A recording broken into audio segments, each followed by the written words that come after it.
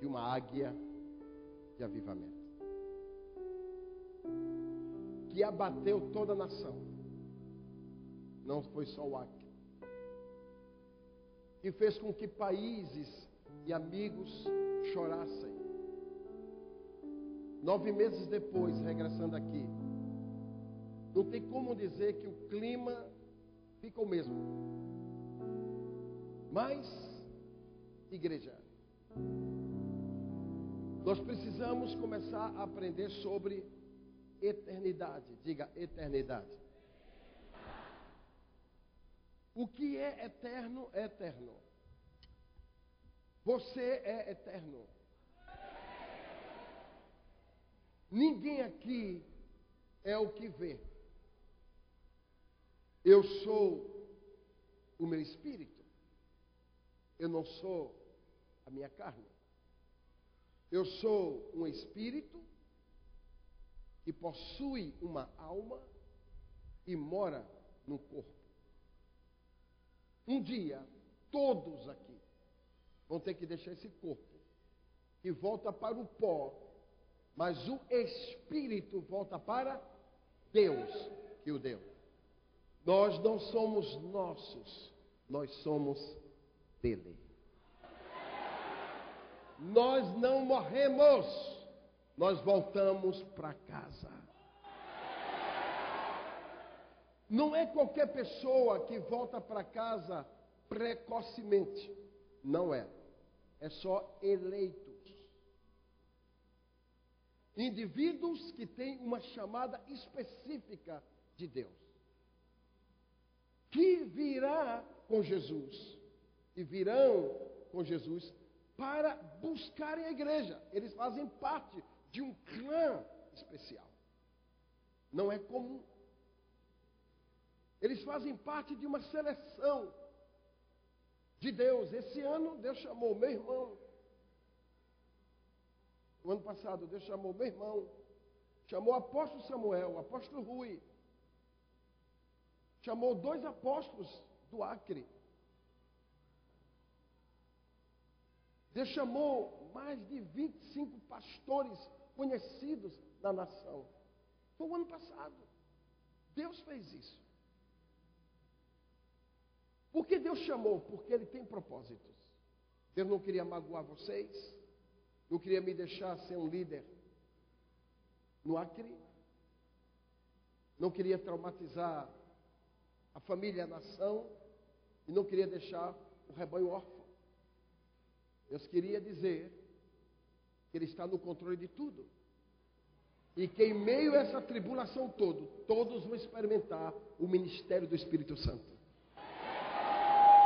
Que é a paz que excede a todo entendimento, que guarda o nosso coração e a nossa alma em Cristo Jesus. Nós vivemos 3 tempos. O Cronos, diga Cronos, mais alto. Esse tempo chamado Cronos é o que você vive cronometrado. Tem gente olhando, já são 9h10 da noite. As horas passaram muito rápidas hoje. Isso é o nosso Cronos. Nós temos horário para comer, para dormir, para trabalhar, para tudo. Nós temos um relógio biológico. Faz parte do Cronos. Mas existe uma outra palavra bíblica, que é Kairos. Que é quando você se encontra com Deus e Deus se encontrou com você. Esse tempo de Deus e o tempo do homem se encontram. É chamado tempo de Deus. Mas tem um tempo chamado Aionos, que é uma palavra ligada a outra, Zoe Aionos, que é um tempo completo. Nesse tempo completo, tudo é. Nada é improvisado. Nós somos de lá, do tempo completo. Então, quando chegar lá, a gente não vai lembrar que 100 anos era alguma coisa, porque na eternidade, 100 anos não é nada. Diga nada. O que é 100 anos diante de 1 bilhão de anos? Nada. Tem pessoas que perguntam, quantos anos você tem? Eu tenho 40 e não sei quanto. Não quero nem falar o restante, porque não tem nem importância o não sei quanto, mas é 49 e 11 meses. Então, na eternidade, nós seremos completos, diga completos. Quando chegarmos na eternidade, tudo já é, nada será e nada foi. Tudo é. Então, quando entramos na eternidade, tudo é eterno. Eu sou eterno com eterno e a gente está completo em tudo. Então, o céu é uma verdade. Homens de Deus não morrem, voltam para a pátria. O nosso Afife era um embaixador. E Deus chamou para ele prestar relatório do trabalho dele e das sementes que ele plantou. E se Jesus não voltar daqui a 100 anos, as sementes plantadas pelo Afife ainda vão dar muito fruto.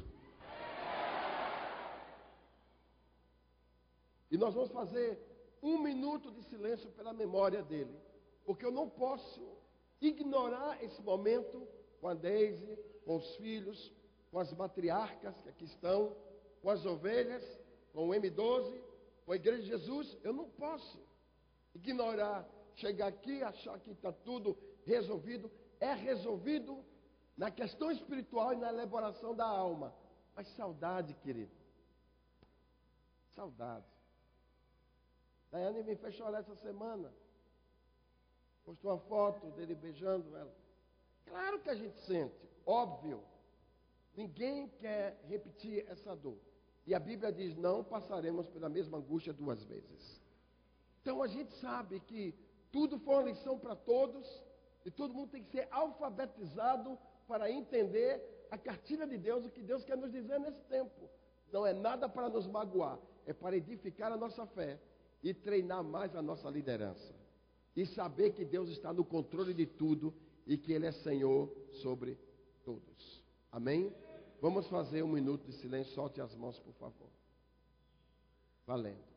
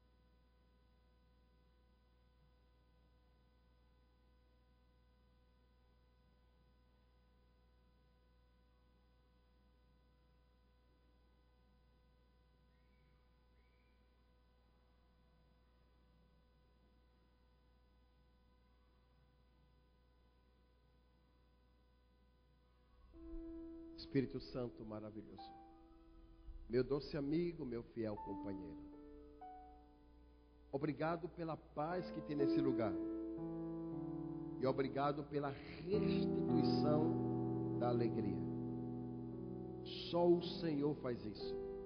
Ao teu nome seja honra, glória, poder, louvor e majestade pelos séculos dos séculos, porque o Senhor é muito bom. E só o Senhor para poder nos apacentar, cuidar de nós, cuidar da família, cuidar da igreja, porque tudo está no teu controle. Apesar de todas as nossas perguntas, muitas delas sem respostas, o Senhor continua sendo Deus, o Todo-Poderoso, o Senhor de todas as coisas. Obrigado pelo tempo do nosso querido irmão, filho, pastor, discípulo, profeta, que passou entre a gente. Que o teu nome seja honrado e que tudo que façamos tenha o louvor da tua glória e a honra à memória do teu servo, para que saibam que quando passa um profeta, ele tem uma memória eterna no seu território. E obrigado pela elaboração do luto que o Senhor nos deu e a força que o Senhor continua nos dando. E esse congresso será um dos melhores congressos da nossa vida. O Senhor vai nos ministrar muito e chegaremos no nível da maturidade. E obrigado por tudo. E a expressão do nosso coração é: não queremos entender nada, mas queremos nos aconchegar em Ti, para que Tua seja a honra, a glória, o poder, o louvor e a majestade pelos séculos dos séculos. Amém. e amém.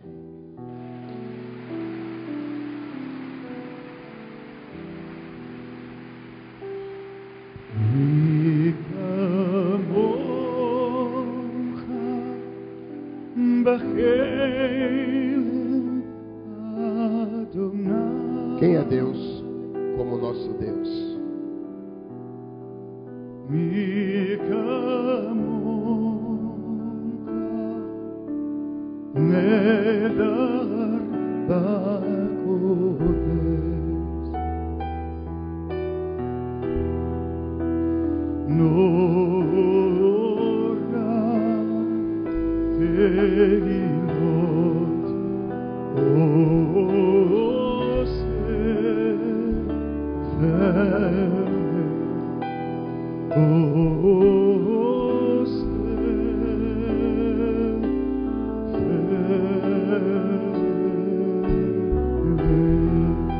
Levante sua mão direita.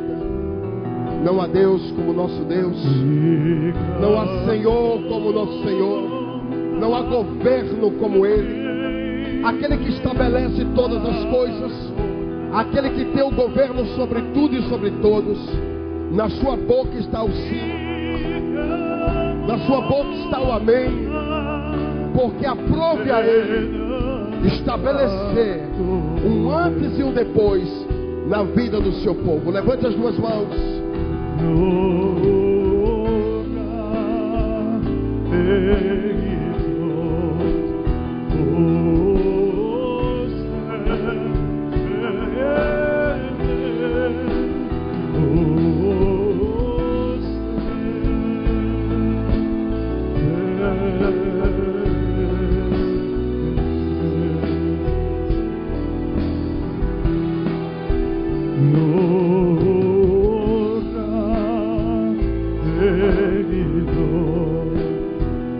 Ninguém é como o Senhor. Ninguém é como o nosso Deus.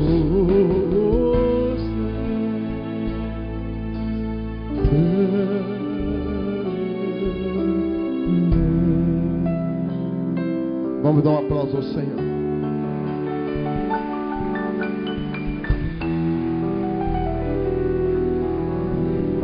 Está proclamado na vida de todos que depois de 9 meses começa um tempo novo para a vida de todos. E quem recebe mesmo dá um grito de júbilo ao Senhor.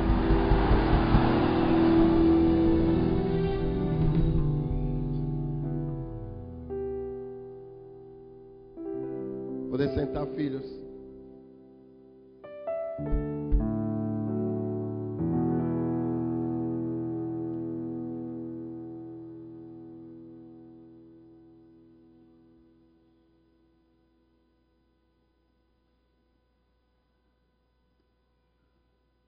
Eu quero dar uma notícia para vocês.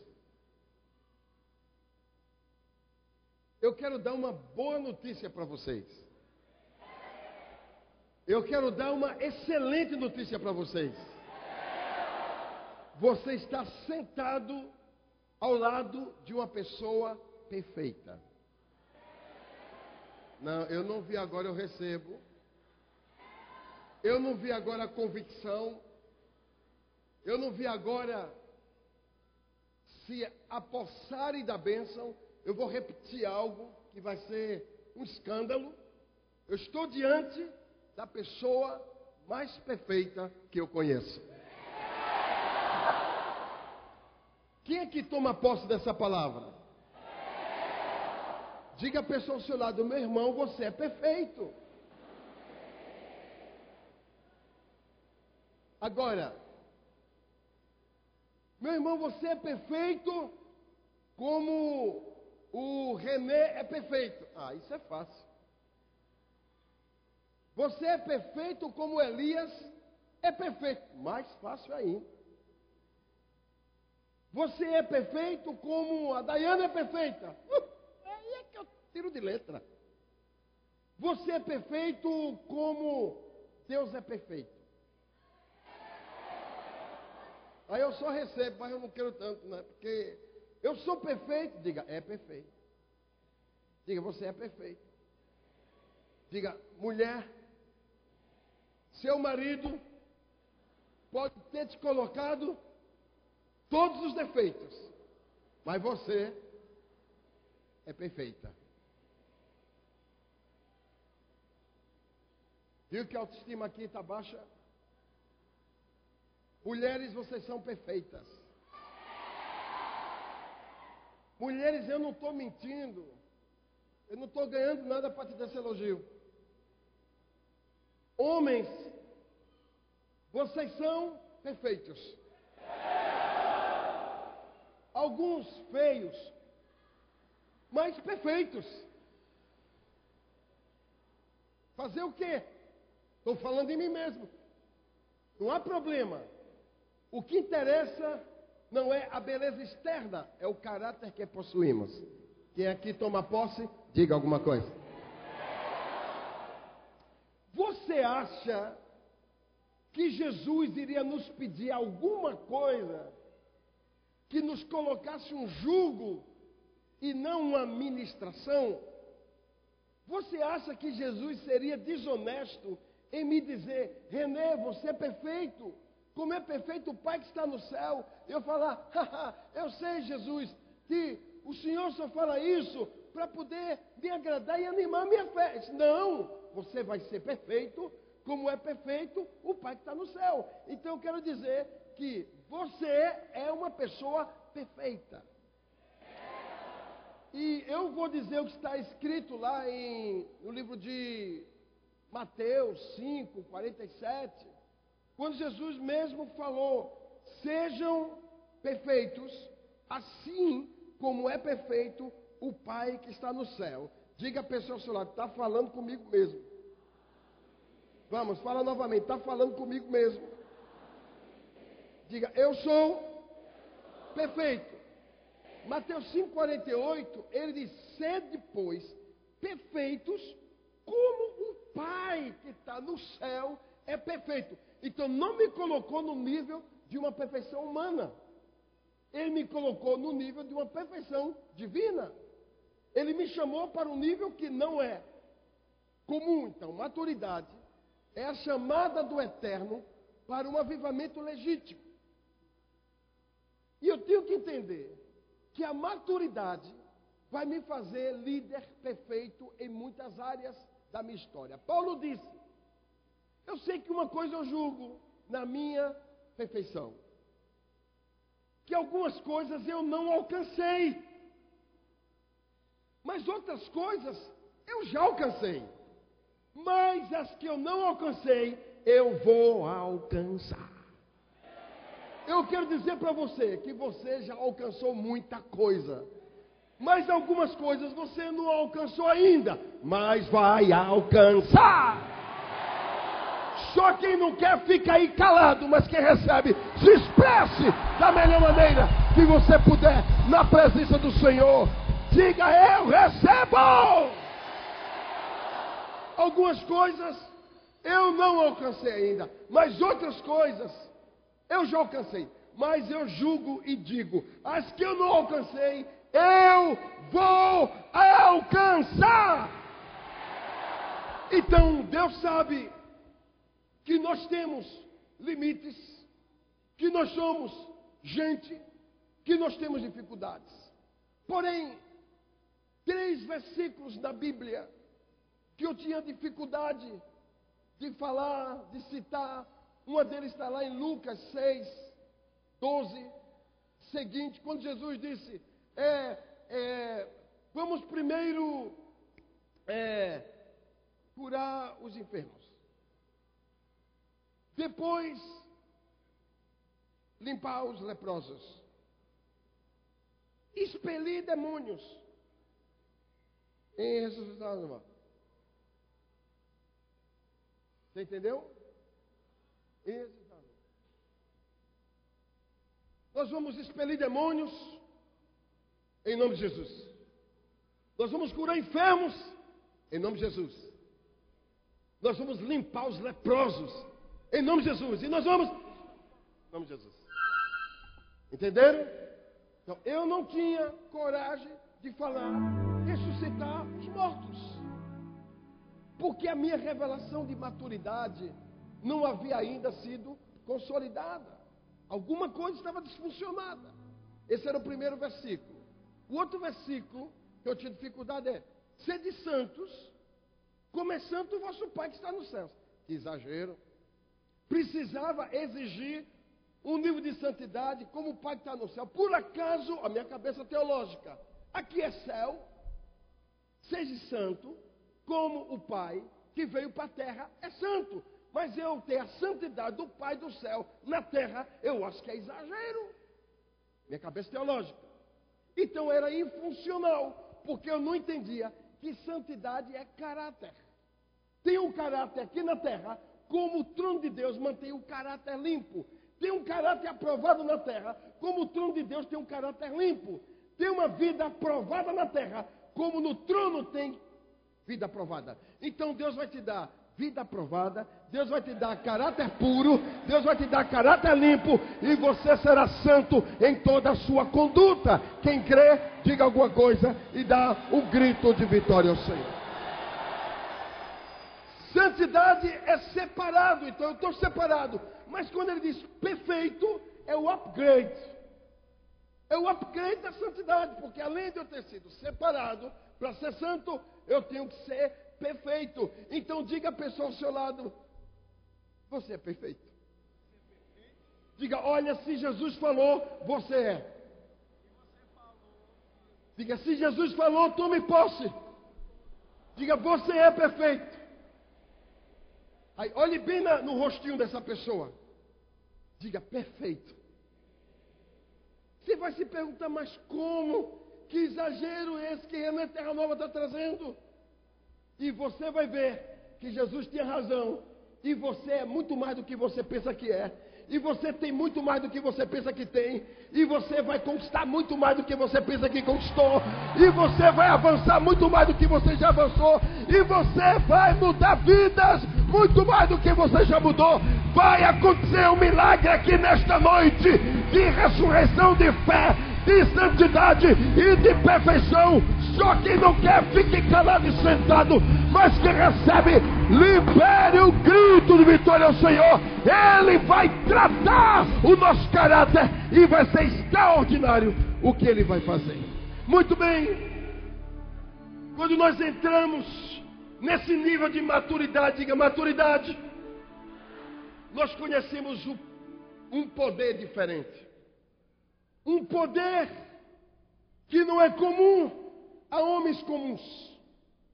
E queria lhe dizer, lhe desafiar, que maturidade é muito, muito mais do que o seu entendimento natural já possa ter absorvido, visto, bebido, embebido, experimentado ou até mesmo questionado.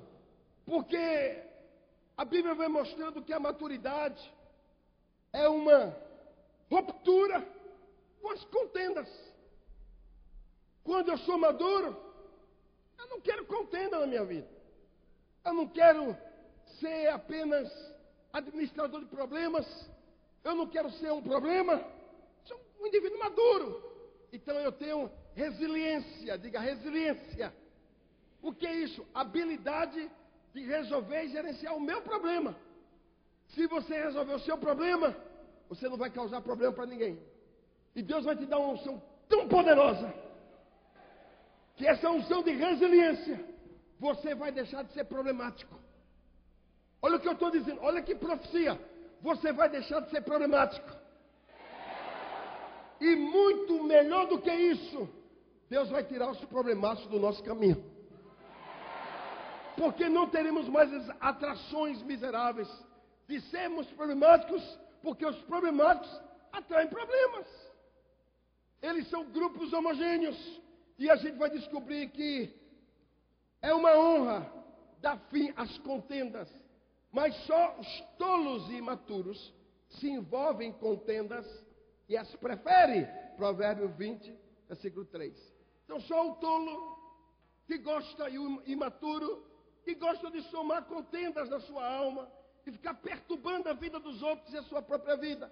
Porque tem prazer de ver as pessoas sofrendo e tem prazer em estar sofrendo. porque somatizou na sua alma níveis de abusos pessoais. Gostam de ser abusados e gostam de ser abusados e de serem abusadores. Quando nós descobrimos sobre maturidade, nós também descobrimos que muita gente está endividada emocionalmente. Diga, dívida emocional. Diga, os endividados emocionalmente nunca serão líderes maduros. A sua dívida emocional lhe impossibilita de ser um líder maduro. Todas as pessoas imaturas têm uma dívida no seu cartão de débito de alma, que não consegue gerenciar e se torna uma problemática social, um desnível, um desajuste no ambiente onde vive. Então, os endividados emocionais nunca serão líderes maduros. Você conhece uma pessoa madura? Da maneira como ela reage diante dos problemas. Como você reage diante dos problemas revela o quanto você é maduro ou imaturo. A sua reação diante de uma catástrofe, de um acidente, de um incidente, de um problema grande ou pequeno, a sua reação revela o nível da sua maturidade. Os doentes não sabem reagir. Os doentes reagem chamando atenção para si. Os maduros são consolidadores de todos. Nós vamos descobrir também que a visão de ser maduro não é nossa, é de Deus. O grande reivindicador da maturidade não sou eu, é Deus. A maturidade não é uma solicitação divina, é uma ordem do Eterno. Deus diz: você vai ser maduro. Seja maduro. Seja maduro. É uma ordem de Deus. Então não é um pedido do Senhor, é uma ordem do Eterno. Você vai ser maduro. Então o céu exige maturidade. Diga isso para a pessoa que está ao seu lado. O céu exige maturidade. Diga para 3 pessoas. O céu exige maturidade. Eu quero ouvir para 3 pessoas.